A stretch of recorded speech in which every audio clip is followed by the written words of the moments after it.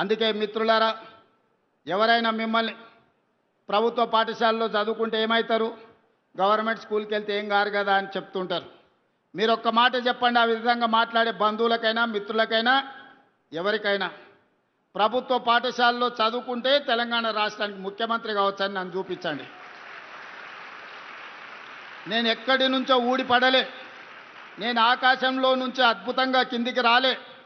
ఇక్కడనే పక్కలో ఉన్న వనపర్తిలో ప్రభుత్వ పాఠశాలలో చదువుకొని తెలంగాణ రాష్ట్రానికి ముఖ్యమంత్రి అయినా ఇది నాకు గర్వకారణం.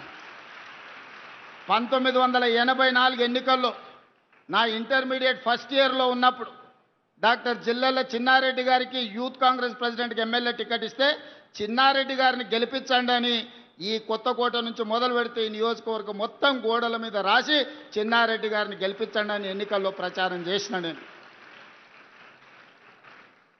ప్రభుత్వ పాఠశాలల్ని ఎవరైనా చిన్న చూపు చూస్తే వాకిటి శ్రీహరి గారిని, జూపల్లి కృష్ణారావు గారిని, డాక్టర్ జిల్లెల చిన్నారెడ్డి గారిని మీరు చూపించండి. ప్రభుత్వ పాఠశాలలో చదువుకుంటే మంత్రులే కాదు డాక్టర్లు కావచ్చు, రాణించవచ్చు. ఆ పైన ఇంకేదన్నా మాట్లాడితే మీ రేవంత్ అన్నను చూపించండి, తెలంగాణ రాష్ట్రానికి ముఖ్యమంత్రి అవుతాడని. ఈ ప్రభుత్వ పాఠశాలలే తెలంగాణ పునర్నిర్మాణంలో అత్యంత క్రియాశీలక పాత్ర పోషించాలి. ఈ ప్రభుత్వ పాఠశాలల నుంచి వచ్చిన ఈ పిల్లలే డాక్టర్లు, లాయర్లు, ఇంజనీర్లుగా, సైంటిస్టులుగా రాణించాలి. ఈరోజు పలుగు పారబట్టిన ఈ చేతులే కలం బట్టాలి, తెలంగాణ తలరాతను మారవాలి. 3 ఎకరాల భూమో, ఇందిరమ్మ ఇల్లో, షాదీ ముబారకో మన భవిష్యత్తులో కొంతనే మేలు చేస్తాయి.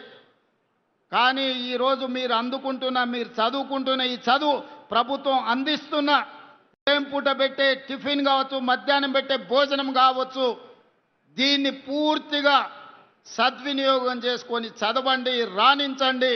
రాణిస్తే ఉజ్వల భవిష్యత్తు ఉంటుంది. మన భవిష్యత్తుకు చదువు ఒక్కటే మన జీవితాన్ని వెలుగులు నింపుతుంది. అందుకే ఇక్కడికి వచ్చిన ప్రతి విద్యార్థులకు నేను చెప్పదలుచుకున్నది ఒకటే. ఇవాళ మనం స్పోర్ట్స్ పాలసీ తీసుకొచ్చినాం. ఒకవేళ చదువులో రాణించకపోతే క్రీడల్లో రాణించండి.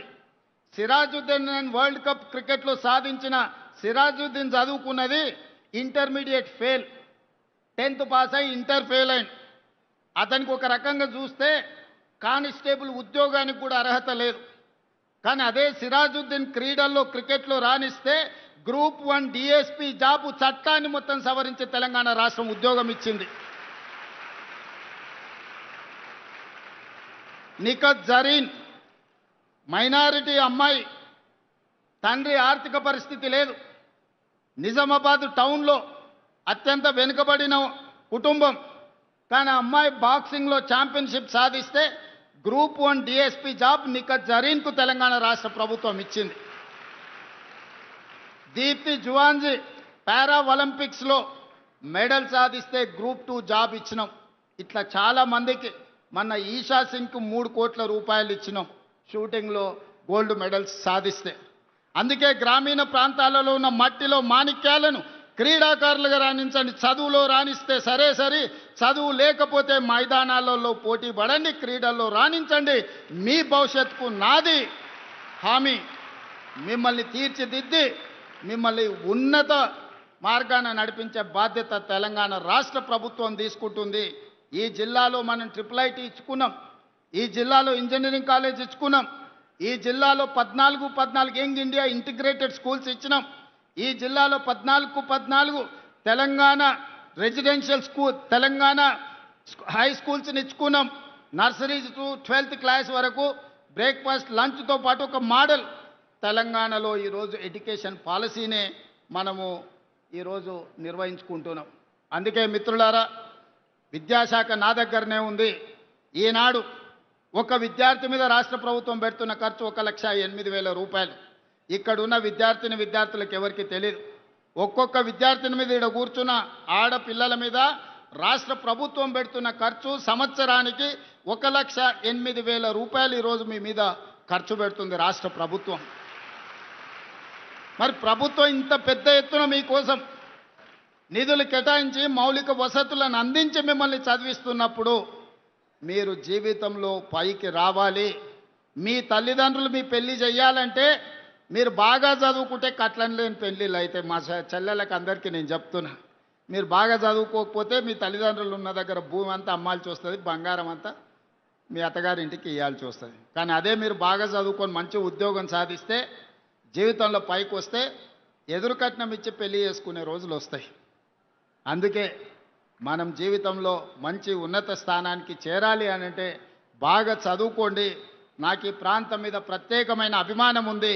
ఎందుకంటే పాఠశాల వయసులో ఇక్కడనే నేను పెరిగిన ఈ ప్రాంతంతో నాకు ప్రత్యేకమైన అనుబంధం ఉంది. ఈ ప్రాంతం అభివృద్ధి కోసం అన్ని రకాలుగా నేను సహకరిస్తా. మహబూబ్ నగర్ కోసం education, irrigation and industrialisation policy తీసుకొచ్చి ఈ జిల్లాలో ఉండే సమస్యల్ని శాశ్వతంగా పరిష్కరించి మనల్ని ఎవరో దత్తత తీసుకోవడమే కాదు, ఈ తెలంగాణ రాష్ట్రాన్నే పాలమూరు బిడ్డలు దత్తత తీసుకొని అభివృద్ధి పదం వైపు నడిపిస్తారని ఆత్మ గౌరవంతో తలెత్తుకునే విధంగా రాష్ట్రంలో పరిపాలన చేసి చూపిద్దాం. పాలమూరు బిడ్డలు తట్టపని, పారపని, మట్టి పనికే కాదు పరిపాలన చేయడానికి కూడా ఆరితేరిన వాళ్ళు ఈ జిల్లాలో ఉన్నారని నిరూపించుకుందామని తెలియజేస్తూ మీ అందరి దగ్గర సెలవు తీసుకుంటున్న ధన్యవాదాలు మిత్రులారా.